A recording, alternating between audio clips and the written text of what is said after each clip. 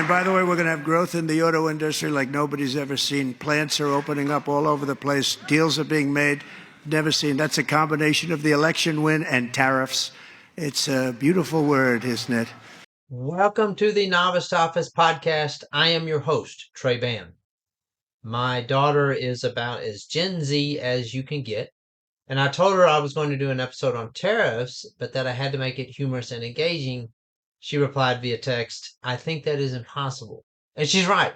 But we have a gift as we discuss today's episode, President Donald Trump. President Trump makes everything more humorous and engaging. So let's begin.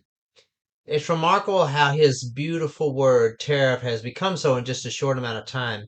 Its connotation really has been transformed. For everyone, but especially for conservative free trade Republicans, the T word used to be quite ugly. It was kind of like a cuss word, really, for those who were working on libertarian-centered public policy. The very idea of it was, and still kind of is, pretty backward in terms of modern economics. The word harkens back to a day of dusty, top-hatted imperialist suits and black smoke steamships. And as you may have picked up from listening to the president on this, a tariff is basically a tax on imports. That's it. Anything coming into a country can be taxed in the form of a duty. Most people's point of reference for this is the duty-free shop at the airport, where you don't pay tax. Um, well, imagine that in order to get a lower price, that duty-free shop was filled with aluminum, softwood lumber, BMWs, and Air Jordans. All of these items have a duty attached to them if they arrive in the United States in any place but that duty-free shop. There are 195 countries in the world, and every one of them has some type of arrangement if they're shipping anything into the U.S., and that applies for the other direction as well.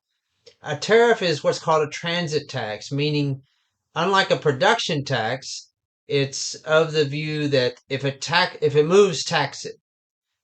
This goes back to ancient Greece. That's the first place we have it recorded. And then the basic idea is you up the price on something coming into the country so that whoever makes it locally can undercut it. To a free market capitalist, however, tariff is a perverse and a competitive idea.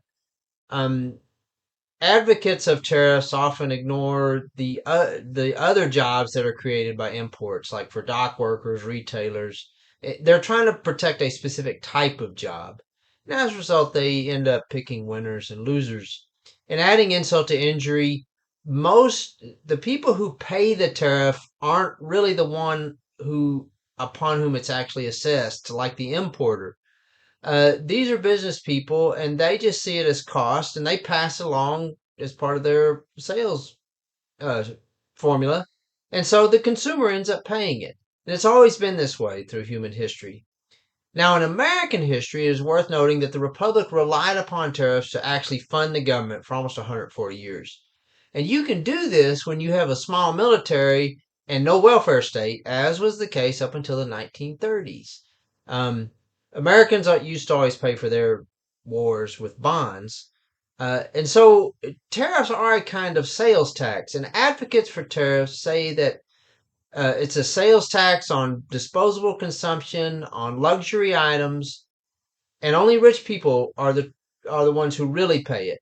And it's true that in the first century of our republic, this was the case with French clothing, English dishware, and weaponry, Spanish sugar. These were the life's extras that were paid for by the rich, and not by the regular frugal Americans. Well, I don't think the president sees Americans as frugal, not anymore, and we're not.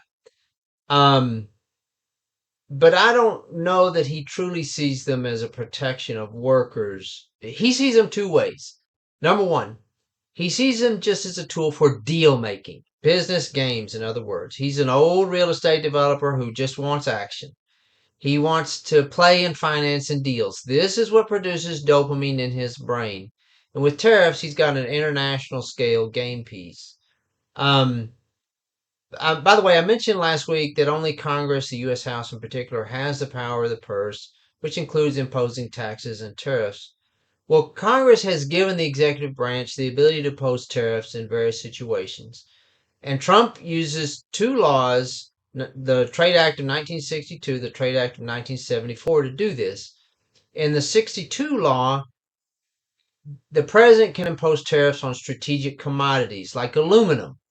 Uh, and then in the 1974 Act, he can impose tariffs if a country's imports create an unjustifiable and burdensome impact on commerce. Um, well, you know, that's all ultimately in the eye of the beholder. Um, but Trump, again, I don't think he sees it as protecting jobs in a true policy sense. He's saying that out of rhetoric, just basic, crude rhetoric. Um, he wants to be seen as the champion of the line worker and the bargaining unit. He believes they're part of his coalition, and some are, but some aren't. But I think integrated with that is a more Yankee urban consciousness that he had formed when he was a young businessman. In that, okay, I've got these people here, these guys. I just need their agreement to get my job done. So it's very just pedestrian. Um, Now he and his supporters or his advisors, I should say, all are saying that we're using tariffs to get control of fentanyl. Well, I don't believe that. They say that, and what they're trying to do is maintain the moral high ground, kind of like, we're not being free trade, pure Republican free business, free enterprise, free traders by supporting tariffs. So we just have to compromise for a little bit because we have to stop fentanyl. They don't believe that.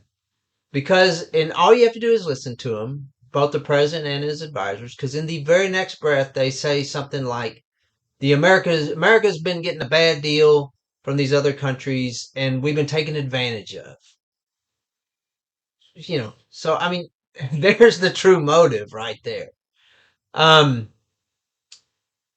However, I do think that if we're going to come up with a tariff regime, in particular with our North American trading partners, putting a tariff on Canadian crude oil might be a step in the right direction.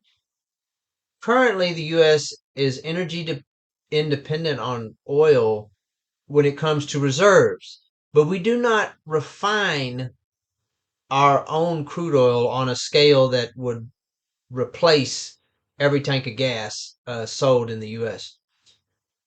The refineries of the world, elsewhere in the world, can only handle light or intermediate grade crude, and that's what comes out of the Permian Basin and out of the Great Plains. And so we ship that overseas, and our refineries are the only ones that can handle the heavier crude that comes out of the Persian Gulf and Venezuela.